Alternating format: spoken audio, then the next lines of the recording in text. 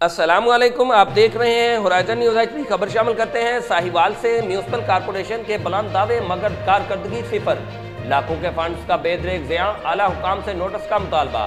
Sahiwal municipal corporation का माह सफाई में भी कारकर्दगी सिफर, अफसरान की जानिब से बुलंद दावे तो किया गया मगर सिर्फ फोटो सेशन के जरिए ही आला हुकाम को चूना लगाया गया।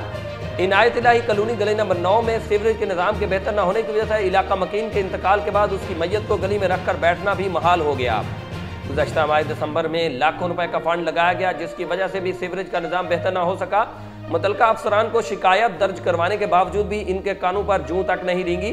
सोशल मीडिया पर चंद तस्वीर अपलोड करके डीजल व तेल की मद में लाखों रुपए हड़प किए जा रहे हैं। इलाका मकीनों का कमिश्नर व डिप्टी कमिश्नर से